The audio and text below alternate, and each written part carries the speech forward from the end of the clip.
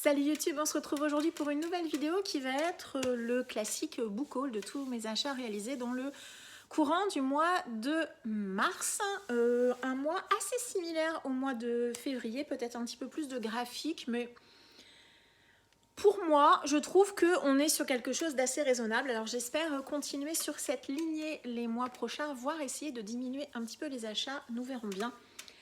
Comme d'hab, il y a de l'occasion, du neuf, tout ça. Et comme d'habitude, on va démarrer par les graphiques. Et les graphiques plutôt par les achats neufs, si je ne me trompe pas. J'avais une cagnotte sur Gilbert Joseph. Donc du coup, j'en ai profité pour compléter et terminer une série. Je me suis pris les tomes 19 et 20 de la Perfect édition, je sais pas trop, édition de luxe, pardon, de Hikaru no Go. Donc les deux derniers tomes d'une très très belle édition en hardback, d'une série tout simplement qui traite du jeu de Go. J'ai jamais lu le manga, mais j'aime beaucoup l'anime dont est tiré le manga. Et voilà, et j'adore le style graphique du dessinateur. Donc ce sont les deux derniers tomes. Je suis ravie d'être arrivée au bout. Et j'ai pas trop tardé à les prendre parce que je crains qu'une fois que ça sera en rupture de stock, ça devienne compliqué de les trouver. Ensuite, toujours en neuf, je me suis pris le tome 13 de Fullmetal Alchemist de Hiromu Arakawa, édition Perfect, édité chez Kurokawa. Voilà. Donc, voilà, je poursuis l'achat de ce manga. Idem, manga que je n'ai jamais lu, mais j'ai vu les deux versions animées que j'aime vraiment beaucoup. Et voilà, là est mis à l'honneur un personnage que j'aime beaucoup. Voilà. Et pour avancer dans ma lecture, ces deux tomes vont être lus dans le mois d'avril. Je me suis pris le tome 3 et le tome 4 de la Perfect de City Hunter. Donc là, ce sont des tomes doubles. Et je les ai pris, c'est publié chez Panini Comics. Je les ai pris parce qu'avec Dorian, on a démarré une lecture de cette série. Donc on essaie de suivre la publication française. Hop, je suis assez fan du style graphique de l'auteur. Et là, avec Dorian, on a donc déjà lu les deux premiers tomes, donc les 4 premiers tomes en vrai de la série. Et c'est assez impressionnant de voir à quel point ce manga n'a pas tellement vieilli. Et puis le style graphique de l'auteur, franchement, même tant d'années après, on va dire, il est... je trouve qu'il est, il est incroyable. Il est vraiment magnifique, voilà, par exemple. Je suis dingue du style graphique de Tsukasa Ojo, même si je suis pas hyper fan de cette couverture, par exemple. Mais il n'empêche qu'au niveau du style graphique, c'est assez top. Pour le reste des graphiques, on va être sur de l'occasion. Donc je me suis d'abord pris une duologie que j'ai trouvée sur Vinted Utsudora, les tomes 1 et 2. C'est publié chez Akata, c'est de Hatsumiko Nakamura. Ici, on est sur un thriller, donc c'est une duologie, j'ai les deux tomes. Alors par contre, il y a un gros écart au niveau de la pagination. On va suivre Mizo Rugi, qui est un auteur de romans, si je ne me trompe pas. La police le contacte pour lui demander d'aller identifier un corps, une jeune femme qui s'est suicidée, qui se serait suicidée. Mais en allant à la morgue, il va rencontrer une autre jeune femme qui lui dit être la sœur jumelle de la jeune femme. Donc, quel lien a-t-il entre ces deux ou ces trois personnages? Je ne sais pas trop. Derrière, on a comme petit mot-clé polar, suicide et écriture. C'est un titre qui, je sais pas, quand j'ai lu le résumé, j'ai trouvé ça intriguant. En plus, c'est une duologie, c'est vrai que j'aime plutôt bien les séries courtes. À voir après, parce que c'est vrai que parfois en 2 tomes, c'est un peu juste. J'espère que ça fonctionnera. Il me semble que j'ai vu des retours plutôt positifs et voilà, je suis intriguée et c'est également pour public averti. Voilà. Toujours dans mes fins de saga, je me suis pris le tome 5 de Bloody Cruise de Yu Satomi, publié chez Omake. C'est donc le dernier volume, trouvé sur Vinted, celui-là aussi. Non, j'ai des bêtises, celui-ci je l'ai acheté sur Gibert en neuf, parce que justement je ne le trouvais pas en occasion. Il n'était donc pas dans la bonne pile, c'est pas très grave. Ici, on va suivre, si je ne me trompe pas, une famille qui va embarquer sur une croisière, mais a priori, ça va partir en cacahuète. Alors, est-ce que ça a un rapport avec le dessin qu'on a ici? Je ne sais pas trop quoi vous montrer comme planche. D'ailleurs, je ne vais pas le faire parce que je ne sais pas s'il y a des planches spoilantes ou pas. Donc, on va éviter. Sur Vinted, je me suis trouvé Kingdom Come de Alex Ross et Mark Waid. C'est donc les fameuses éditions collection urbaine de DC Comics. Ici, on est une réécriture à nouveau du mythe de Superman. Dans un futur possible, les super-héros d'antan ont été surclassés et remplacés par une nouvelle génération plus agressive, mais également plus amorale. Voilà, on voit pas mal de personnages qu'on connaît, Wonder Woman, il y a Flash, je pense qu'il y a même plusieurs Flash à mon avis. Bref, et des personnages dont je ne suis pas certaine du nom, donc je vais éviter de raconter n'importe quoi. Ouais, mais Alex Ross, ça fait vraiment longtemps que j'ai envie de le découvrir. La seule chose, c'est que j'espère que la taille du comics ne va pas gâcher un peu la lecture, parce que c'est vrai que le style graphique d'Alex Ross, il est assez incroyable, donc voilà.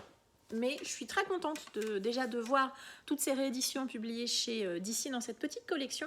Et ben voilà, je l'ai trouvé sur Vinted, donc je suis plutôt contente également à un prix tout à fait abordable. Je me suis également trouvé une trilogie, c'est celle-ci. Alors je l'ai très peu vue passer sur les différentes chaînes et comptes que je suis. C'est Hotel Voynich de Douman Seyman, c'est publié chez Novegraph, c'est une trilogie. Ici, on va suivre une petite île, Blefuscu, et un hôtel qui est sur cette petite île, donc l'hôtel Voynich, je ne sais pas trop comment ça se prononce. Clientèle variée, aussi atypique que le personnel qui vous accueillera. Voilà, je ne sais pas trop si on va être dans quelque chose d'humoristique, avec des créatures, je ne sais pas trop, mais... Voilà, cet hôtel avec ces personnages étranges. Et je dois bien avouer que ce sont des couvertures qui m'ont tapé dans l'œil. Alors celle-là, je la trouve assez glauque. Vraiment assez glauque. Et voilà, donc je suis assez curieuse de découvrir ce titre. Je ne sais pas quand je le lirai, mais en tout cas, il est à la maison. Ensuite, toujours sur Vinted, petite suite de séries, je me suis trouvé le tome 2 de Sanctuary de Sho Fumimura et Ryoichi Kigami, publié chez Glénat. Je suis absolument ravie de voir cette série revenir en France. Attention, comme je l'ai déjà dit, c'est sexe, drogue et rock'n'roll. C'est à réserver à un public, je pense, assez mature. Attention également, le rôle des femmes dans ce manga est assez limité, vraiment. Mais moi, je suis très contente. C'est un manga dans lequel on va suivre deux jeunes amis d'enfance. L'un veut devenir caïd des Yakuza et l'autre veut devenir, peut-être pas président, en tout cas, il veut avoir une très haute place dans le système politique japonais. Voilà, et on va les suivre évoluer. Vous vous doutez que l'un et l'autre ne vont pas hésiter régulièrement à se salir les mains, complot, yakuza, violence, etc. Moi, j'avais beaucoup aimé, ce que j'avais lu en tout cas.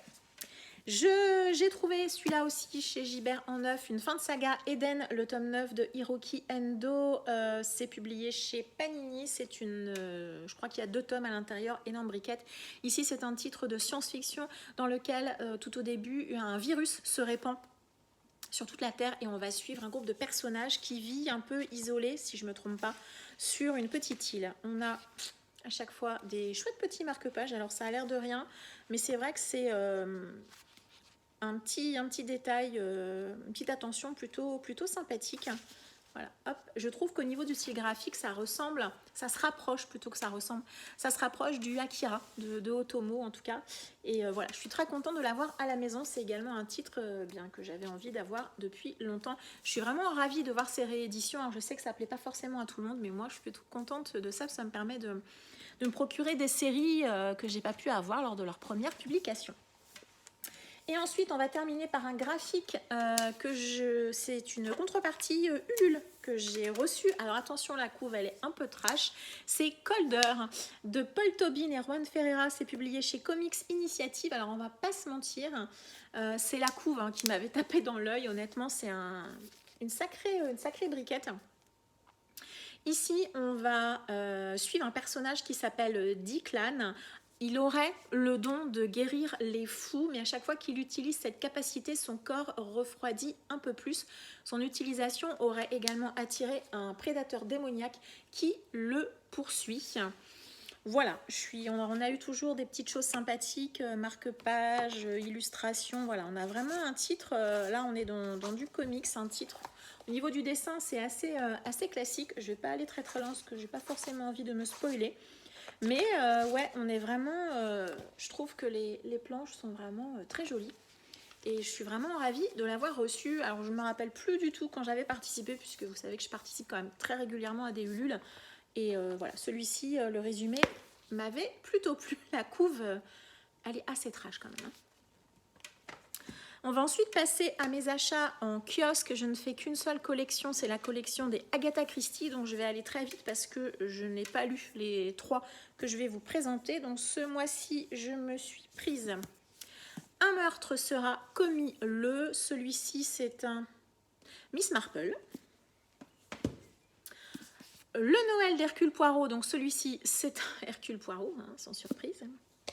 Et le dernier, c'est 5 petits cochons, et celui-ci, c'est également un Hercule Poirot. Je suis vraiment contente parce que ces petites éditions, alors même si à l'intérieur, il n'y a pas de dessin ni de décoration en tête de chapitre, mais ils sont vraiment agréables à manipuler, je trouve. Et j'aime beaucoup les couvertures. Je trouve à chaque fois, on a toujours le même design, mais voilà, un petit dessin un peu différent qui évoque l'histoire. Je trouve ça plutôt sympa. Ensuite, j'ai reçu un seul service presse ce mois-ci, et c'est très bien. C'est un titre que j'ai demandé via la Masse Critique Babelio, et j'ai eu le plaisir de recevoir Takano de Jean Colombier aux éditions Kern, et avec, j'ai reçu un petit carnet. C'est vraiment super sympa parce que c'est la première fois que ça m'arrive de recevoir un goodies associé au titre. Alors, je l'ai pris parce que j'ai cru que c'était un roman asiatique, et en fait, non. J'ai pas bien lu le résumé, je crois, mais c'est pas grave, je le lirai quand même, bien évidemment. Je pense que, vu la couve et vu le titre, il doit quand même y avoir un lien, je suppose, avec la culture asiatique. Je sais pas trop, on verra bien. Bon, le roman, il est assez court, ouais, c'est ça, 280 pages, donc ça va se lire assez vite. Donc, c'est l'histoire... un patron d'une société d'assurance, il profite d'une assemblée générale pour annoncer à toutes les personnes présentes que l'entreprise qu'il dirige a des difficultés financières, mais que tout devrait bien se passer. Rien de tel pour François, donc on va suivre François qui est un des salariés de cette compagnie d'assurance. Pour lui, la question ne se pose pas, il se sent chargé d'une mission évidente, sauver son entreprise. Voilà, je vais m'arrêter à ça. Le résumé est un petit peu plus long, mais bon, je n'ai pas forcément envie d'en lire plus. Je me demande quel va être le lien Takano avec cette couve qui est assez quand même très asiatique, mais bon, on verra bien. Je suis curieuse de le découvrir. En mars, on a eu l'annonce des 5 finalistes pour le PLIB. Parmi ces 5 finalistes, il y avait 2 titres que je n'avais pas. Donc sur les 5, j'en ai lu 2, j'en ai un dans ma palle, et donc en théorie il m'en manquait 2, sachant qu'on a quand même pas mal de titres qui sont disponibles en e-book pour l'ensemble des membres de jury. Et du coup, je me suis trouvée sur Vinted. Ce titre-ci, L'épée, la famine et la peste de Aurélie Wallenstein, c'est publié chez Scrinéos. C'est le premier tome d'une duologie. Alors, j'ai une relation un peu particulière avec Aurélie Wallenstein. C'est pour ça que je ne m'étais pas procuré ce roman avant. Je sais qu'elle est vraiment très appréciée de beaucoup de personnes. Moi, j'ai lu plusieurs de ses romans, et sur tous ceux que j'ai lus, ça m'a fait la même chose. C'est-à-dire que j'ai adoré l'idée de départ, j'ai bien aimé la plume, j'ai adoré souvent la première partie du roman, même pour Le Dieu oiseau, je pense que j'ai eu un coup de cœur pour la première moitié du roman, mais à chaque fois les orientations qu'elle choisit de donner à ses histoires ne me correspondent pas et ne me conviennent pas, donc malheureusement à chaque fois ça démarre très fort et ça finit par faire plouf pour moi. Donc voilà, donc c'est vrai que je ne m'étais pas précipitée sur celui-ci. Là, il est dans les 5 finalistes, donc forcément en tant que membre de jury, je me suis engagée à lire les 5 finalistes. Donc acte, je me suis donc procuré ce titre parce que j'avais envie de l'acheter, clairement, de l'avoir en papier plutôt qu'en e-book. Et je suis curieuse de le découvrir, puisqu'on a également une histoire d'araignée, il y a plein de toiles d'araignées partout. J'aime pas trop les araignées, mais bon, on verra bien. À nouveau, j'ai vu plein de retours positifs sur ce titre, mais bon, je suis pas très étonnée puisque je sais que l'autrice généralement plaît beaucoup. Un autre roman que je me suis acheté, puisque je vais le lire ce mois-ci, il fait partie de ma palle d'avril autour de la SF, c'est le tome 3 de Second Occupant de John Crossford, publié chez Critique. J'ai super hâte de le découvrir. D'ailleurs, je ne vous cache pas qu'au moment où je tourne cette vidéo, c'est ma prochaine lecture. On va le lire en lecture commune avec Dorian et avec Céline Lecture. Voilà, un univers assez riche. Un titre, chaque fois, j'ai l'impression de lire Star Trek, Star Wars, tout mélangé, tout ensemble. Et voilà, j'aime beaucoup les éditions critiques, vous le savez. Je suis ravie d'avoir ce titre à la maison. Et voilà, et j'ai très très hâte de le découvrir, sachant que le tome 4 paraît fin avril, si je ne me trompe pas.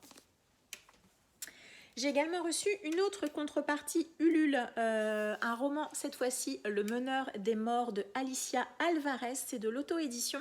Ici, je me suis procuré ce roman parce que c'est une réécriture, réinterprétation du conte de...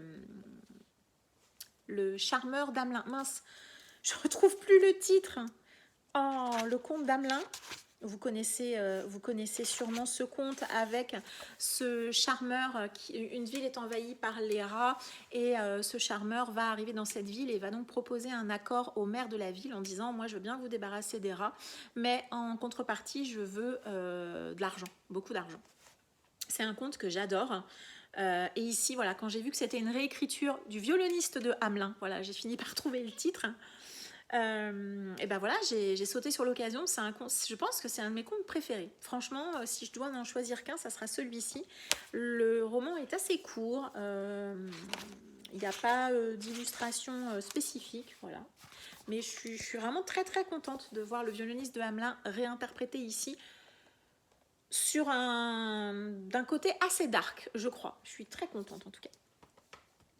Ensuite, on va avoir que des achats neufs en grand format. Je vais passer assez vite parce que je pense que tous ces titres, vous les avez vus beaucoup tourner. Je pense que je ne vais pas avoir besoin d'expliquer beaucoup pourquoi je me les suis procurés. Donc tout d'abord, un très très joli titre paru chez Big Bang, La chasseuse et l'alchimiste de Alison Saft. Voilà, est-ce que j'ai vraiment besoin d'expliquer complètement pourquoi je craque? Alors, désolée, on a eu mon lapin qui commençait à faire des petits tours vers mes livres. Je ne suis pas trop d'accord. Donc ici, ben voilà, c'est un roman de fantasy, probablement de young adulte, probablement de romantasy même. Mais comment résister à ce titre? Je ne sais pas vous, moi, bon déjà en temps normal, je n'ai pas beaucoup de volonté, mais voilà. Un autre roman, je pense que vous l'avez également vu partout, c'est celui-ci, Light Lark, le livre 1 de Alex Aster, publié chez Lumen. Alors franchement, ce mois-ci, on a été particulièrement gâtés en très très très très beau objet livre. On a un petit marque-page en tissu. Le centenal commence pour rompre la malédiction. L'un d'entre eux doit mourir. Voilà, j'en sais pas beaucoup plus. Voilà, moi j'adore. Franchement, j'adore. Il est tellement beau. Franchement, il est magnifique. Il est vraiment magnifique. Le travail de Lumen, il est vraiment super réussi. Je sais pas, j'ai eu l'impression que c'était un peu une ambiance à l'Hunger Games en mode il en restera qu'un, mais peut-être que je me trompe. De la fantaisie, je pense qu'on est sur de la fantaisie un peu plus adulte. Cette fois-ci, c'est celui-ci, Le Pont des Tempêtes de Daniel L. Jensen, publié chez Brajlon. Fantaisie, piraterie. J'allais dire Jaspage, oui, effectivement. À nouveau, le livre, il est magnifique. Il est vraiment, vraiment superbe. Et alors, celui-ci, j'en ai vu beaucoup d'avis positifs pour le coup, un peu plus en VO. J'avoue qu'en français, j'ai un peu tendance à fuir les avis, honnêtement. Voilà, en tout cas, je suis ravie de le voir arriver à la maison. Et on va terminer, en tout cas pour les grands formats, par les achats de Saxus du mois. J'en ai acheté 3 ce mois-ci, dont 2 briquettes. Je pense que si je suis attaquée par des voleurs, je peux m'en sortir. J'ai d'abord pris Le Prieuré de l'Oranger de Samantha Shannon dans cette très très jolie réédition. Oui, j'ai craqué pour le jaspage. Et pour que ça matche avec son préquel, Un jour de nuit tombé, toujours de Samantha Shannon. Voilà, ici on est sur un jaspage. Alors celui-là, j'espère, mais bon, je pense que malheureusement, à mon avis, le jaspage, j'espère qu'il est de bonne qualité. Ce que je crains qu'avec les années, il disparaisse. Et le dernier de Saxus que j'ai pris ce mois-ci, il m'intrigue vraiment, vraiment beaucoup. C'est Monstres ordinaires de J.M. Miro. J'avoue que quand j'ai lu le résumé, ça m'a un peu fait penser quand même au... Mince. à Miss Peregrine et les enfants particuliers. Alors peut-être que je me trompe, hein, c'est fort possible, mais on me parle quand même la course-poursuite haletante d'enfants dotés de pouvoirs extraordinaires dans la noirceur de l'ère victorienne. Je suis assez intriguée et j'en avais jamais entendu parler de ce titre, mais j'ai été, je sais pas, parmi les sorties du mois, j'avoue que c'était la seule qui m'intéressait. Et on va terminer par quelques achats d'occasion, puisque je suis allée à une bourse aux livres organisée pas très loin de chez moi. Voilà, une bourse aux livres qui a lieu 2-3 fois par an peut-être, où à chaque fois il y a vraiment pas mal de titres très sympas. Et voilà, je vais vous montrer ce que j'ai pris. Je trouve que j'ai été plutôt raisonnable. J'ai tout d'abord pris 2 titres de Michael Connelly, ce sont les tomes 2 et 3 de sa saga Jérôme Bosch. Alors, La glace noire et La blonde en béton, je sais plus quel est le tome 2, quel est le tome 3. J'ai lu le tome 1, Les égouts de Los Angeles, il y a vraiment super longtemps, je crois même que je ne l'avais pas gardé. Mais voilà, je me dis pourquoi pas continuer cette série parce que j'aime bien, j'avais bien aimé et je crois que j'ai d'autres Michael Connelly dans ma palle, je sais plus. Mais je suis quand même assez intriguée parce que moi j'aime bien, malgré tout, les polars et les personnages récurrents. Je me suis trouvée, et je suis ravie, le tome 2 de la saga Ender, c'est La Voix des morts de Orson Scott Card, c'est publié chez J'ai lu, j'adore ces couvertures. J'ai déjà lu ce tome 2 il y a longtemps, mais voilà, ça sera l'occasion, quand j'aurai envie de me relancer dans Ender, de relire le tome 1 que j'ai également, et donc ce tome 2, sachant que les tomes 1 et 2 sont assez différents, mais c'est assez logique. Bref, je suis très contente de l'avoir trouvé. Je me suis ensuite trouvé Les Fils de la poussière de Arnaldur Indridason, publié chez Point. Il me semble que c'est la toute première enquête du commissaire, c'est un commissaire je crois, Erlendur, du polar nordique. Je n'ai jamais lu cet auteur, c'est un auteur plutôt populaire également. Du polar nordique j'en ai déjà lu un petit peu, j'aime bien le côté un peu langueur et lenteur, donc je suis contente. En même temps, il faut que j'arrête de dire que je suis contente, forcément je suis ravie. Un tome 1 de Eva Björk Helgisdottir, Elma, c'est également publié chez Point. Il me semble qu'on est également sur du polar nordique. Voilà, je ne fais pas grand chose à dire sur ce titre, si ce n'est que je l'ai pris parce que je l'ai quand même vu pas mal tourner. Un titre que j'ai hésité à prendre, je sais pas, je sais pas pourquoi, j'ai peur qu'il soit un peu trop dur pour moi, on verra bien. Mon territoire de Tess Sharp, publié chez Pocket. On va suivre une jeune fille qui s'appelle Harley. Elle est la fille du baron de la drogue de la Californie, donc elle grandit dans un univers qui est assez dur. Tandis qu'à l'aube de la vingtaine, d'autres jeunes filles vivent le grand amour. Cette tireuse hors pair, elle, n'y a pas droit, héritière d'une vengeance qui ne lui appartient pas. Comment imposer face aux hommes son territoire? Voilà, je suis intriguée, on a l'air d'être dans un univers un peu de mafia, de vengeance, tout ça. Je suis intriguée. Ouvrage qui est lauréat du Grand Prix des lectrices pour elle, dans la catégorie policier. Nous verrons bien. Un titre que je suis ravie d'avoir trouvé parce qu'il était dans ma wishlist. C'est un recueil de nouvelles de Thomas Day. Donc 7 secondes pour devenir un aigle, c'est publié chez Folio SF. Thomas Day, j'ai déjà lu plusieurs de ses romans. Souvent, c'est un peu trash, un peu dur, mais voilà. Donc là, on a 6 textes qui sont centrés autour de problématiques écologiques et d'enjeux auxquels doivent faire face les hommes d'hier, d'aujourd'hui et de demain. Donc recueil de nouvelles, voilà. On verra bien, rien de plus à en dire, clairement. Je me suis trouvé 2 romans d'auteurs asiatiques que j'ai déjà lus. Donc je me suis d'abord trouvé un roman de Kazuo Ishiguro, Quand nous étions orphelins. C'est publié chez 10-18. Kazuo Ishiguro, c'est l'auteur de... C'est bien, je me lance dans un truc et j'ai complètement oublié. Eh ben mince.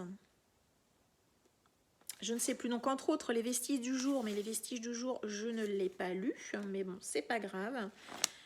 Je ne sais plus du tout, d'un autre roman que j'avais lu de cet auteur, bref, ici on va être en Chine, Shanghai, dans les années 30.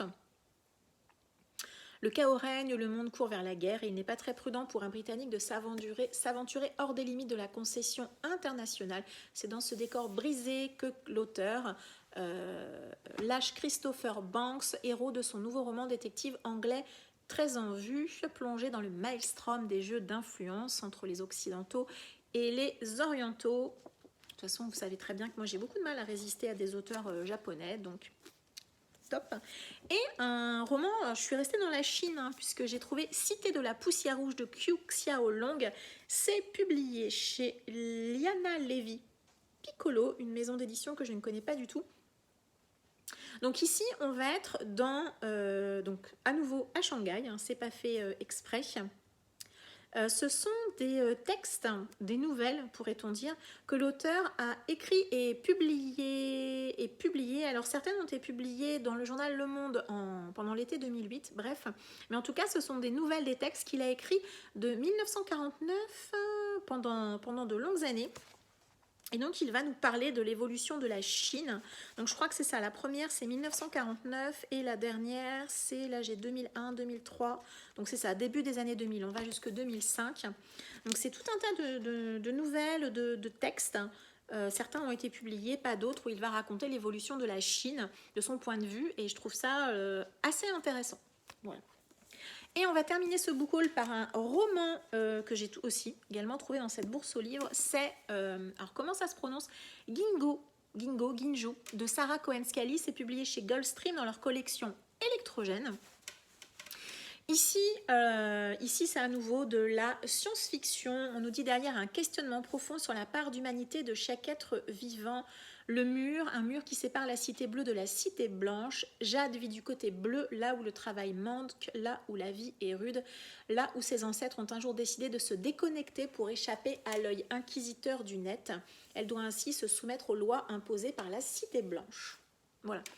Je ne sais pas trop, en dehors de ça, de quoi ça va parler. Je pense qu'on est plutôt sur quelque chose de dystopique.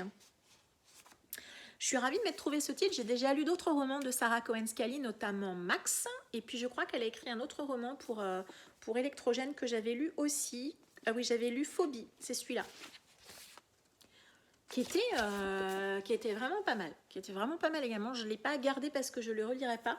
Mais j'avais bien aimé ce qu'elle nous avait proposé. Donc voilà, c'est une plume qui généralement matche plutôt bien avec moi. Et puis honnêtement, je ne sais plus combien je l'ai payé, mais vraiment pas grand-chose. Donc je suis plutôt contente de voir ce roman intégrer ma bibliothèque.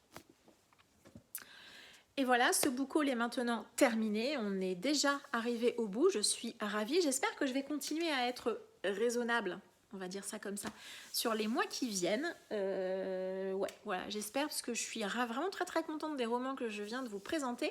Est-ce que vous aussi, depuis le début de l'année, vous réussissez à être très sage dans vos achats? Je vous le souhaite en tout cas. N'hésitez pas à m'indiquer en commentaire si vous avez déjà lu certains des romans dont j'ai parlé aujourd'hui. N'hésitez pas également à mettre un petit pouce bleu si la vidéo vous a plu, à me suivre également sur Instagram où je partage assez régulièrement en story. Je vous remercie de m'avoir suivi jusqu'ici. Je vous souhaite une très agréable journée et je vous dis à très bientôt. Ciao!